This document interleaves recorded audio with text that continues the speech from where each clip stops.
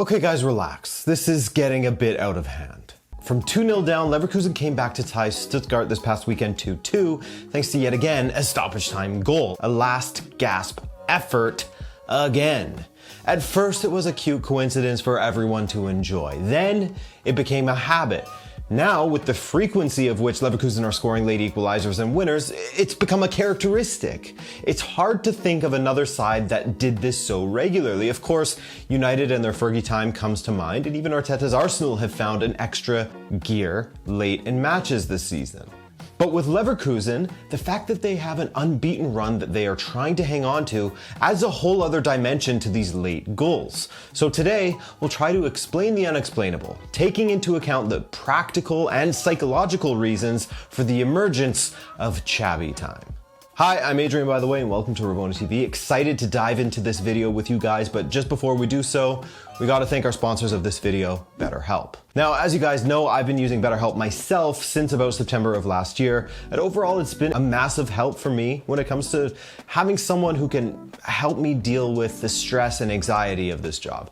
Therapy has helped me and many of my friends and family. The biggest barrier of entry is finding a therapist, but BetterHelp makes it easy for anyone to find a therapist because it's all remote, meaning it's affordable and accessible.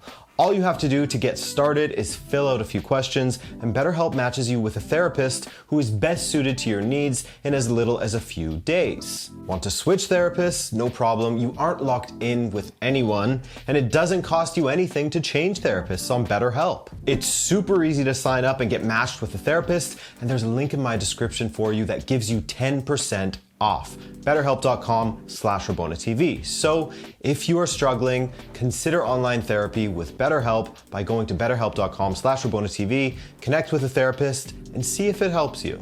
Thanks, and let's get back to Leverkusen. It really has been unbelievable, hasn't it? There's been a greater concentration of late winners or equalizers for Leverkusen at the tail end of the season, the business end, which has made their title conquests and their unbeaten run all the more impressive. So let's go over them. Yes, they have scored late goals against Ottensen, Bayern, Sandhausen, Karabag, Augsburg, Leipzig, Bayern, Stuttgart, Karabag again, twice, Hoffenheim, West Ham, Werder Bremen, Borussia Dortmund, and Stuttgart. Not all of those goals have been equalizers or winners, by the way. We'll go over that in a second. Some of them were just adding to what was already a victory. In total this season, across all competitions, they have either equalized or won a match thanks to late goals in stoppage time 10 times.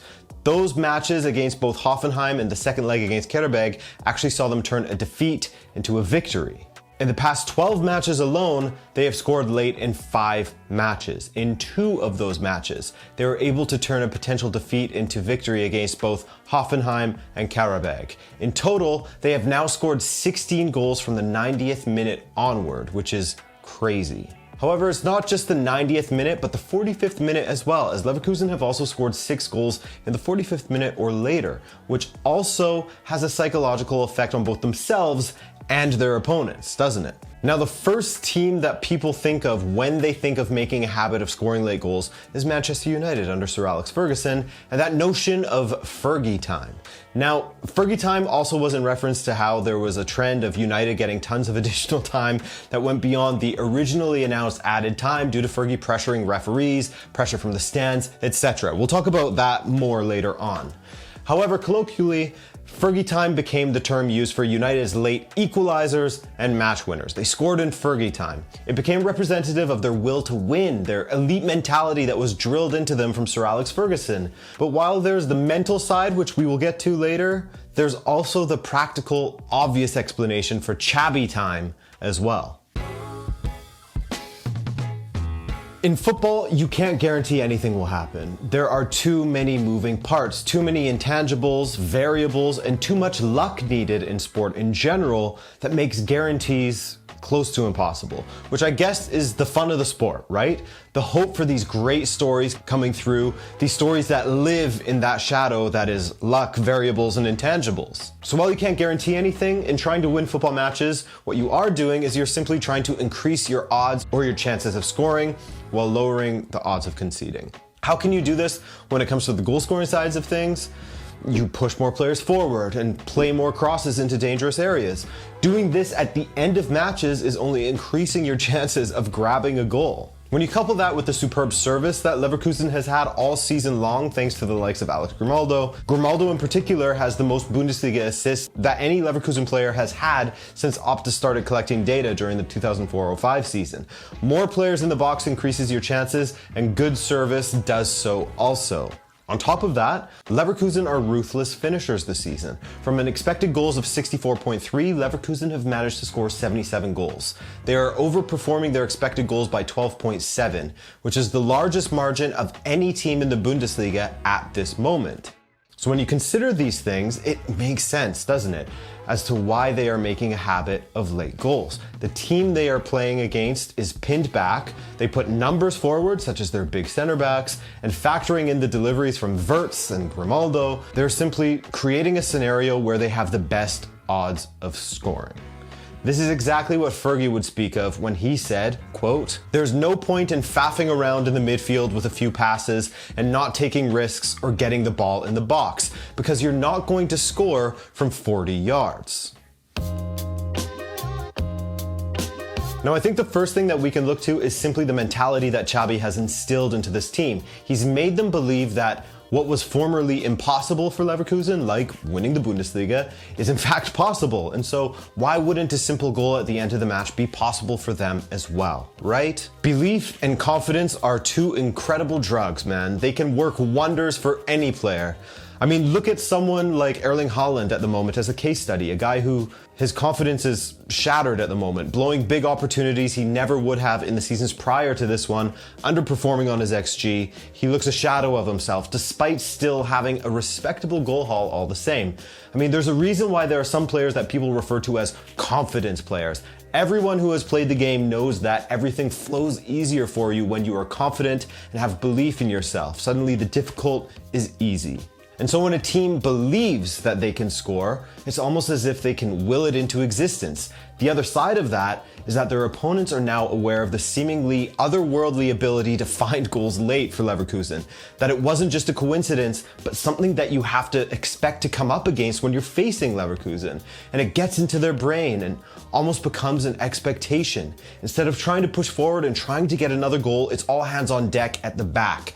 Mistakes begin to creep in as the pressure builds on them, pressure they've invited, as they desperately don't want to be the next victim of this late goal, and this fear makes it become a self-fulfilling prophecy.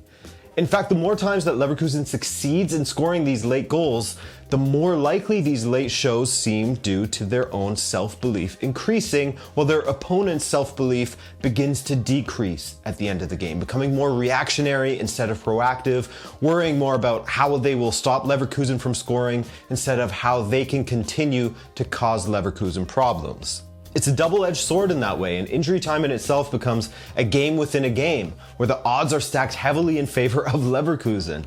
That, and the fact that they have something to defend now, the league is locked up already and won, but they now have this historic, unbeaten run to extend.